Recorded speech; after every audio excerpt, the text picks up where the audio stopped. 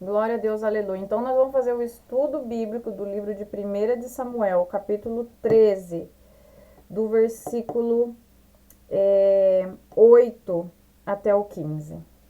Amém? E a palavra de Deus, eu leio no nome do Pai, do Filho e do Espírito Santo. Amém. Ele esperou 7 dias, o prazo estabelecido por Samuel, mas este não chegou a Gilgal, e os soldados de Saul começaram a se dispersar. E ele ordenou: tragam-me o holocausto e os sacrifícios de comunhão. Saul então ofereceu o holocausto. Quando terminou de oferecê-lo, Samuel chegou e Samuel foi saudá-lo. Perguntou-lhe Samuel: o que você fez?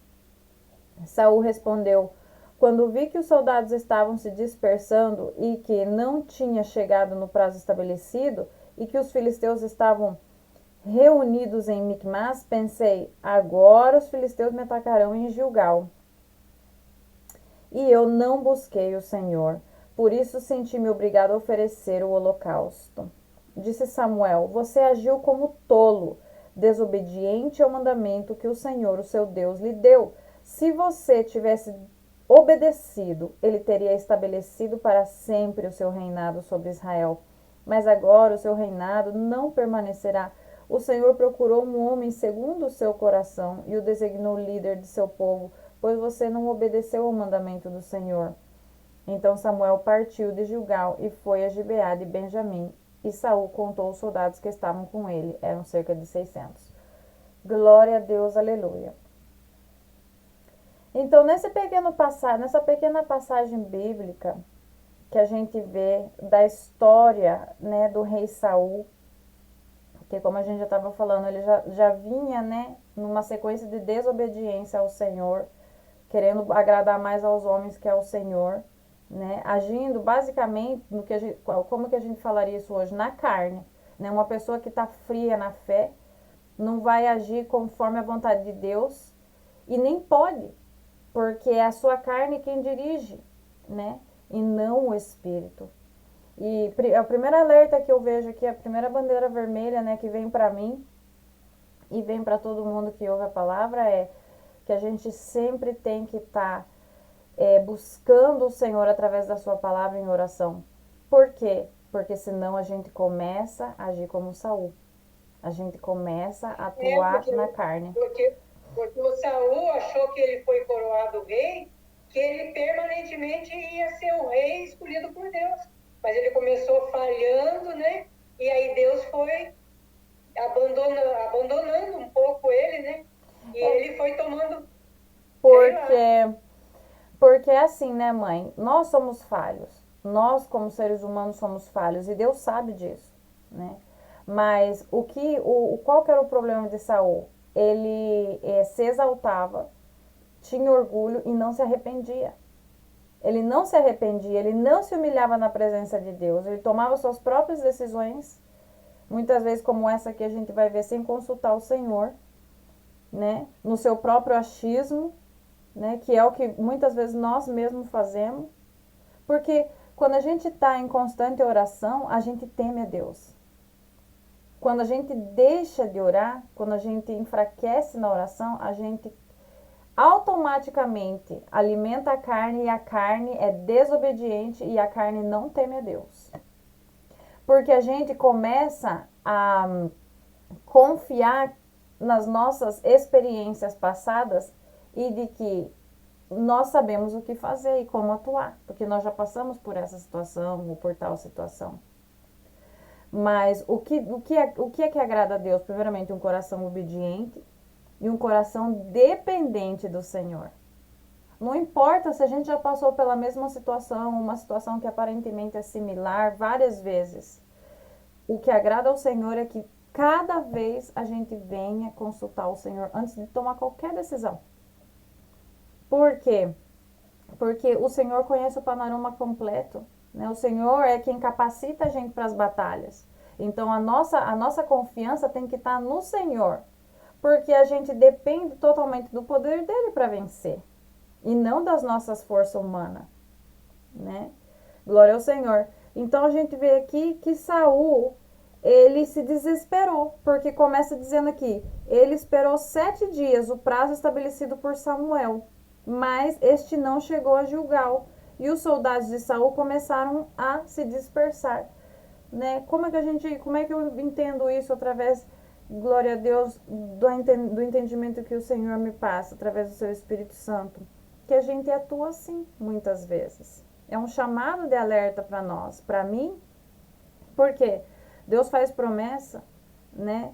Mas quando a gente começa a ver, de repente passa, a gente pensa que porque já passou muito tempo. Aqui no caso, Samuel tinha dito a Saul, espera 7 dias, não faça nada, né? Então passou os 7 dias, pronto, já desesperou, porque Samuel não tinha chegado, né? E ele começou a sucumbir, a se render ao quê? Ao invés de orar, buscar o Senhor, que é o que a gente deve fazer, ele se rendeu à opressão das pessoas. Porque o povo te pressiona, o mundo te pressiona, o governo te pressiona, a tua família te pressiona, as circunstâncias te pressionam. E pode ser qualquer tipo de situação financeira, de saúde, sonhos a ser realizados. Não, você já passou da idade, né? Ou não, isso não tem mais jeito, né? A pessoa de repente quer estudar, mas já tem uma certa idade. Não faço. Mas para que você vai estudar? Então um exemplo, né? Ou para que você vai fazer isso né? Nessas alturas do campeonato? Ou tantas coisas, né? A gente acaba, né? Quando a gente não está aos pés do Senhor, porque se a gente está firme na oração, a gente fala assim, não, eu sei o que o Senhor me prometeu, né? Eu vou confiar e esperar no Senhor. A gente vê muitos exemplos assim na Bíblia. Olha aí, tá? Um grande exemplo, Abraão e Sara, né? Que se eles tivessem sucumbido ao que o povo falasse, a pressão do povo, ou até mesmo os próprios desejos, aos seus próprios desejos, né? E desacreditado no Senhor, talvez eles não tivessem recebido o milagre. Mas eles decidiram pôr sua confiança no Senhor, independente de que a circunstância falasse totalmente ao contrário, né? A natureza humana, porque falando humanamente, uma pessoa de 100, 99 anos não tem capacidade para procriar mais, gerar filhos. Mas as leis de Deus são maiores que as leis dos homens, né? Assim como os pensamentos do Senhor e os caminhos do Senhor, a distância está entre a terra e o céu, assim são os caminhos e os pensamentos do Senhor, não são como os nossos. Para Deus não há limites, não há barreira, para nós sim. O que quer dizer isso? Para Deus nada é impossível. Então, sem fé, é impossível agradar a Deus, mas para ter fé, a gente tem que buscar o Senhor. Para ter fé, a gente tem que temer ao Senhor, a gente tem que acreditar que Ele existe e de que Ele é capaz de fazer aquilo que Ele prometeu, mesmo que tudo pareça dizer o contrário, né? Então aqui eles tinham a pressão dos filisteus, né? Que estavam vindo para atacar, né? Para revanche. A gente sabe que esse povo era contra o povo de Deus, tinha uma situação ali eminente. Então, assim, a pressão era grande. E a gente é rápido para julgar Saul, falando, nossa, já o Saul desobediente, né? E tal. Então, a gente tem que, claro, ele fez errado em não consultar o Senhor, em não orar, em não se humilhar, ele vinha já numa sequência de desobediência, mas a gente cai nessa rede bem fácil também. Por quê? Ele estava acostumado em rituais, em tradições. A gente sabe que a Deus agrada o holocausto, vamos fazer um holocausto, tudo certo. Você entendeu? Samuel vai concordar comigo. Ele não tá aqui, ele não chegou, mas passou o prazo, né? Vamos fazer o holocausto, né? Eu imagino que ele pensou, não tá na palavra, mas o que ele fez foi isso. Ele se desesperou, fez o holocausto, né? Porque vai falar aqui. Saul então ofereceu o holocausto. O holocausto não seria o sacrifício. Matar uma novilha para agradar a Deus, para fazer um pedido para Deus. Exatamente. Saul então ofereceu o holocausto. Quando terminou de oferecê-lo, Samuel chegou. Ou seja, o holocausto era, né, para que Deus desse as bênçãos. Né? Eles ofereciam um animal, né, perfeito, sem nenhum defeito, né, um carneirinho. E ali o sangue daquele animal, né, era tipo assim, isso agradava a Deus, era o sacrifício que agradava a Deus, e as bênçãos do Senhor caíam sobre Israel, né?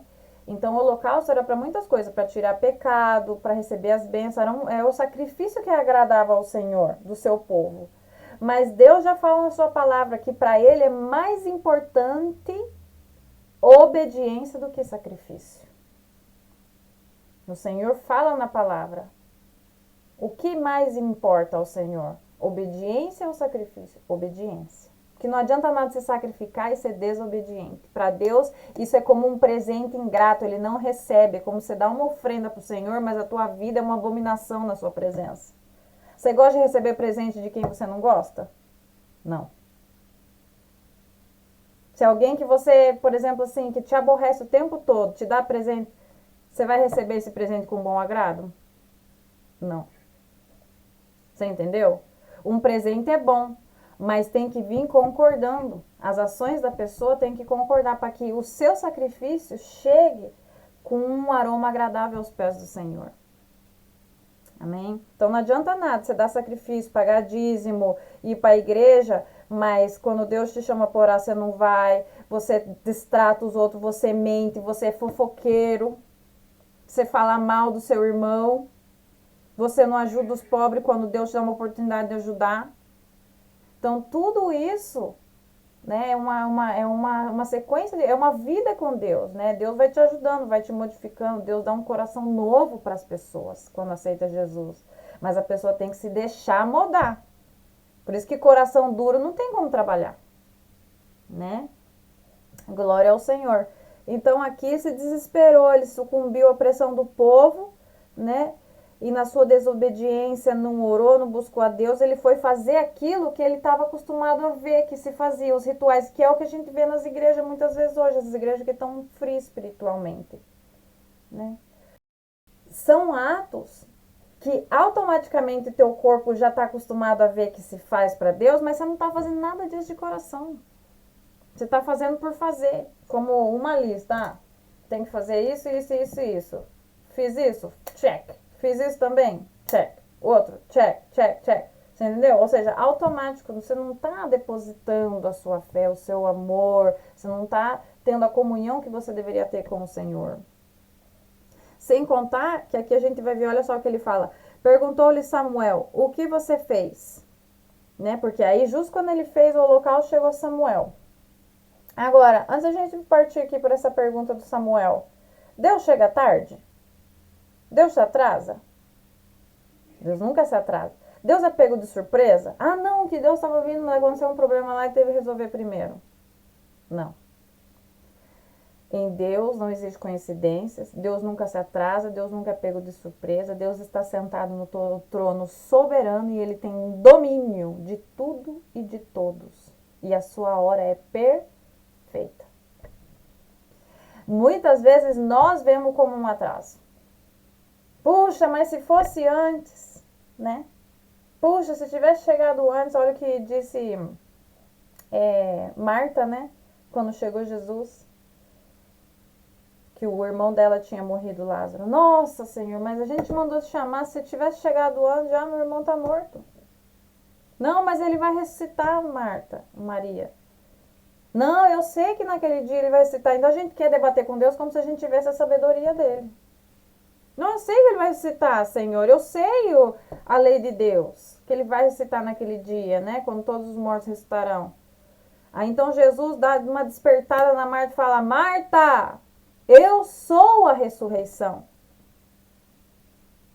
Eu mando e desmando, eu faço e desfaço. Né? O tempo de Deus é preciso, Deus não chegou atrasado. Deus chegou 4 dias de Lázaro estando morto para a glória de Deus. Para que ninguém viesse dizer que Lázaro não estava morto. Porque ele já estava enterrado e o corpo cheirava mal. Não cabia dúvida de que ele tinha morrido. Né? Então ali a glória do Senhor foi manifestada, mas Deus nunca chega tarde. Então aqui a gente vê que Samuel chegou já depois. Mas será que Samuel estava atrasado? Ou será que não estava nos planos do Senhor que ele chegasse naquele instante? Porque já Saul vinha desobedecendo a Deus. E sabe o que? Deus conhece as intenções do teu coração. Outra coisa que a gente vê aqui, claro, Deus conhece o nosso coração, Deus dá 1001 oportunidades para a gente se arrepender. Mas aqui vinha uma sequência de já desobediências e ele falhou novamente. Ele não esperou a ordem do Senhor. Então, quando Deus não fala nada, quando a gente pensa, nossa, Deus está atrasado, Deus fez uma promessa e ainda não cumpriu, já não vai cumprir mais. Se Deus não mandou você fazer nada, não faça nada. Se Deus não mandou você se mover, não se mova. Se você é servo de Deus, você tem um Senhor, o Senhor Jesus. E Ele, quando quer que você se mova, Ele vai mandar você se mover. Ah, mas como? Se você é servo, você tem que estar em comunhão, em oração. Deus vai falar através do seu servo, Deus vai falar através de sonhos, Deus vai falar através da palavra e vai dar confirmação, porque Deus confirma a sua palavra. Deus não vai te deixar no escuro. Agora, às vezes passa um tempo que a gente não ouve a voz de Deus. Talvez, mesmo a gente estando em oração, em comunhão com Deus, às vezes Deus fala muitas coisas, mas não fala daquilo que você quer saber. Ele fala de outras coisas, mas não fala exatamente daquele, mas é aquele tema. E às vezes Deus guarda silêncio naquilo que não é ainda o tempo. Você entendeu? Agora tem que ver também se Deus não está falando ou se é você que não está entrando em comunhão com o Senhor. Também tem isso. Então se a gente tá ok, a gente tem que fazer essa autoanálise. Se eu estou em oração, se eu estou na presença do Senhor, se eu estou buscando a face, mas Deus ainda não falou desse tema, é porque é para eu ficar tranquila. Descansa no Senhor. Entregue as suas ansiedades no pé do Senhor. Ele sabe, ou seja, o Senhor sabe de tudo na sua vida. Ele toma conta de tudo. Quer dizer que só aquele ponto específico ele não toma conta. Que não aconteceu ainda. Não. É porque não é a hora. Não é o tempo do Senhor. Então aqui não era a hora de Samuel se mover. Não era tempo de Samuel fazer o holocausto. Amém? Então aqui ele fala, Saul respondeu: quando vi que os soldados estavam se dispersando e que não tinha chegado no prazo estabelecido e que os filisteus estavam reunidos em Micmas, pensei, agora os filisteus me atacarão em Gilgal e eu não busquei o Senhor. Outra coisa que eu vejo aqui, olha a maneira que ele entende que é buscar o Senhor. Quer dizer que no seu entendimento, a maneira de buscar, o que a gente estava falando anteriormente, a maneira que ele entendia de buscar o Senhor era fazendo holocausto. Mas a gente busca o Senhor quando a gente obedece a Deus. Quando a gente tem comunhão com Deus na oração. Quando a gente lê a sua palavra e guarda a sua palavra. A gente é sensato, porque o Senhor fala, ele faz uma parábola do homem insensato, do homem que construiu a casa na rocha. É aquele que ouve a palavra e guarda no seu coração. Que quando vem as provas de dificuldade, a palavra é o seu alicerce, é a rocha firme, que não deixa que a casa dele seja destruída. Mas o homem insensato é aquele que olha no espelho, dá a volta e se esquece da sua imagem. Não retém a palavra de Deus. Aí vem as situações da vida e faz tudo o contrário do que Deus manda. Não perdoa, blasfema, se revolta contra Deus, se afasta do Senhor. Essa é uma pessoa insensata. Amém? Então aqui ele se sentiu, ele fala assim, por isso senti-me obrigado a oferecer o holocausto. Ele achava que fazendo o holocausto, o sacrifício, era a maneira de buscar o Senhor. De repente, se ele tivesse ajoelhado e orado, como a gente sabia que o rei Davi fazia isso.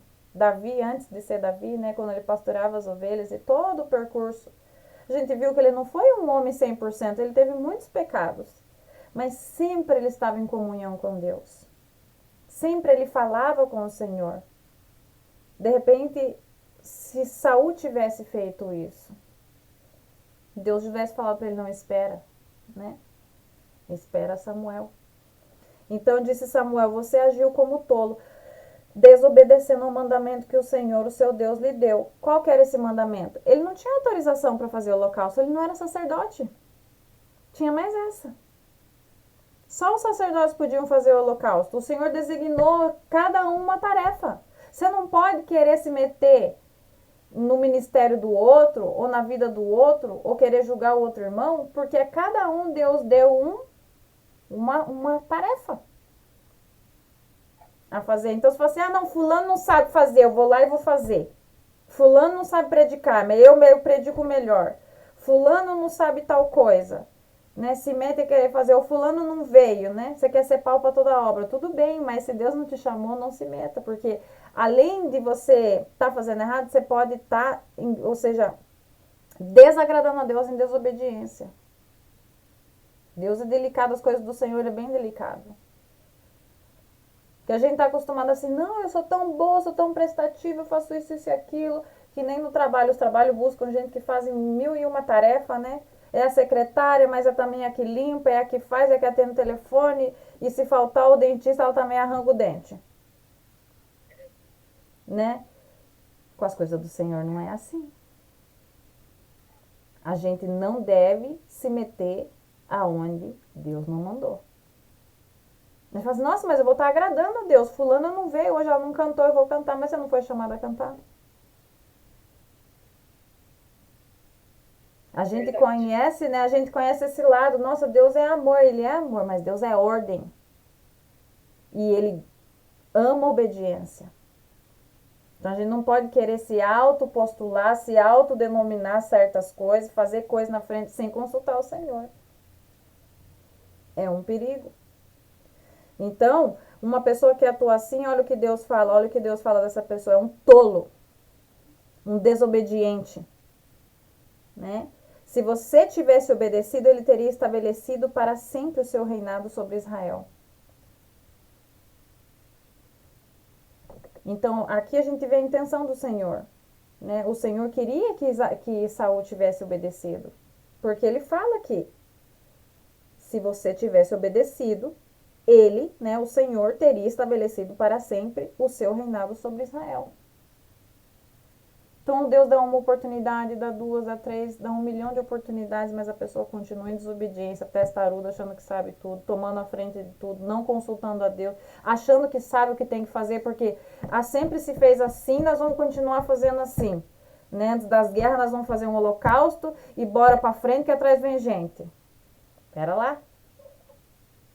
Essa palavra é bem importante, porque muitas vezes eu sou assim. Essa palavra corta pro meu lado. A gente quer tomar frente das coisas. A gente sabe que que sabe tudo e que a gente já sabe o que fazer. Mas será que a gente não tá? A gente tem que parar um pouquinho para pensar, meu Deus, mas será que é isso que Deus quer que eu faça? Esse é o meu chamado? É uma interrogante. Né? Mas agora o seu reinado não permanecerá para sempre. O Senhor procurou um homem segundo o seu coração e o designou líder do seu povo, pois você não obedeceu ao mandamento do Senhor. Como é que era o coração de Jesus na terra como homem? Tudo ele consultava o Pai. Jesus estava sempre orando no monte. E olha que Jesus era ocupadíssimo.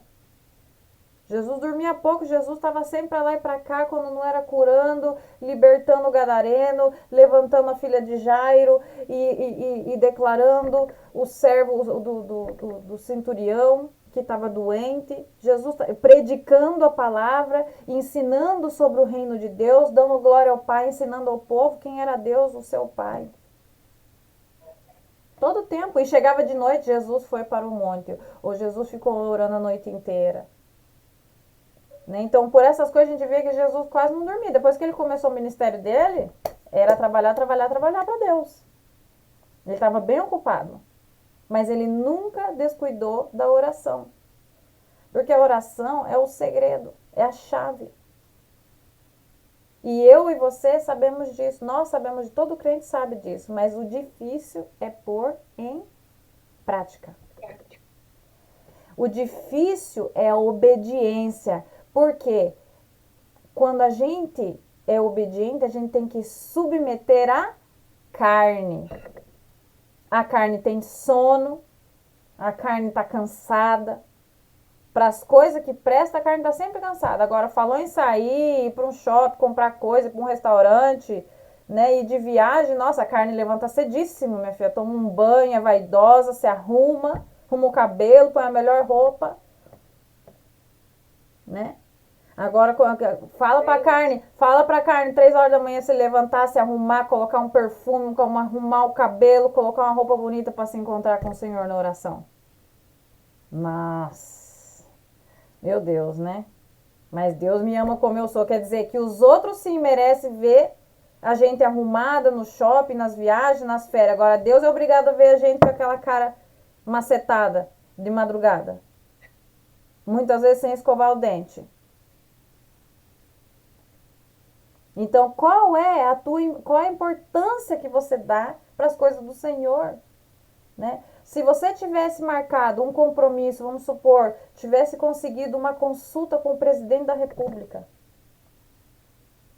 Nossa, sobram palavras para dizer aqui que seriam uma semana antes eu já era agoniada e ansiosa e tudo preparando para aquele dia, roupa e o que eu vou falar e toda aquela coisa. Agora, nós temos a oportunidade de nos encontrar todos os dias com o Senhor que fez os céus e a terra.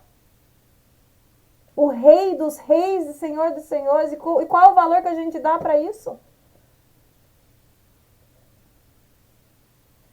Essa palavra é cortante, essa palavra corta do meu lado. Porque a gente não dá o valor necessário, o valor devido. Que é essa graça tão grande, que sabe que é você ter passagem direta ao trono da graça do Senhor? Que é você poder entrar na presença de Deus todos os dias e muitas vezes a gente ignorar esse fato? Qual é a comparação? Não tem comparação você se encontrar com o presidente da República, com uma pessoa que você considera importante, ou se encontrar com aquele que é o que fez, o que deu a vida a você. Não tem comparação, mas mesmo assim, como é difícil a gente submeter a carne e ter esse entendimento. E é isso, eu vejo que através dessa história, é isso que Deus nos quer dizer hoje. Vamos nos encontrar com o Senhor na oração. Vamos dar essa importância, vamos entender que cada vez que a gente vai ajoelhar para falar com Deus, nós estamos entrando no trono do Rei da Glória. Nós estamos entrando nos átrios daquele que fez os céus, a terra e o mar. Daquele que deu a vida a tudo que vive e respira. E que a gente vai consultar com o Senhor sempre, constantemente. Por isso que o Senhor fala, dai-me hoje o pão de cada dia. Não é só o pão que a gente come para alimentar a carne. O pão da vida é Jesus, a palavra, a presença do Senhor. Dá-me hoje o pão de cada dia. O Senhor não deixava que os israelitas, quando ele estavam no deserto, o maná caía uma vez por dia cedinho. Eles tinham que recolher, porque já de tarde estragava. E o maná não durava de um dia para o outro. Todo dia o Senhor mandava pão fresco do céu. Quem tentou guardar, teve uma passagem na Bíblia que guardar maná para o dia seguinte, estragou, criou bicho. O que quer dizer isso? Que o que Deus te deu ontem não vai servir para hoje. Porque Ele fez justamente dessa maneira para que você vá hoje, cada dia, buscar na presença do Senhor o pão fresco. Então, eu posso ter sido fervorosa no domingo, predicado, lido a palavra, jejuado, mas se passou terça, quarta e quinta eu não orei, eu estou dependendo daquela comida de domingo, essa comida está cheia de bicho já. Não presta. O meu corpo não vai se nutrir daquilo que Deus me deu no domingo, eu preciso do pão de hoje. Então essa palavra é para que a gente venha, eu e você, a meditar sobre exatamente isso. Será que o nosso corpo espiritual, né, que é o que tem que estar alimentado, não a carne física, será que nós estamos alimentando bem o espírito? Porque se o espírito está bem alimentado, a gente consegue submeter a carne e obedecer a Deus. Mas se o espírito está desnutrido, é a mesma coisa, você tem um bebê recém-nascido, você nunca dá de comer para ele. Ele vai morrer. Não vamos deixar que essa palavra, que o nosso espírito morra. Porque a morte espiritual é essa, é a desconexão com Deus. E quantas pessoas, e até nós mesmos, Deus nos reviveu. através da palavra. Ele nos deu vida, não vamos deixar que a carne mate o nosso espírito. Vamos reagir no nome de Jesus com as forças do Senhor. Amém? Que essa palavra faça seus efeitos, cumpra a vontade do Senhor em nossas vidas, no nome de Jesus Cristo. Vamos ser obedientes, porque aqui a gente viu como exemplo que Saul confiou nas suas próprias forças, sucumbiu ao povo, à opressão do povo, não consultou a Deus. E no final, olha, Samuel veio e deu uma mensagem para ele, ele ainda não entendeu. Tem gente que quando está com o entendimento cegado, é terco, é teimoso, é difícil. Porque no final fala assim, então Samuel partiu de Gilgal e foi a Gibeá de Benjamim. E Saul contou os soldados que estavam com ele, eram cerca de 600, ou seja, ainda dependendo das suas forças. Não, Samuel foi embora, mas aqui eu tenho tantos. Né? Não, de repente, né, Deus já me deu tanta coisa, né, eu não preciso consultar o Senhor, deixa eu ver quanto que eu tenho aqui na minha conta bancária. Ah, não, com isso dá.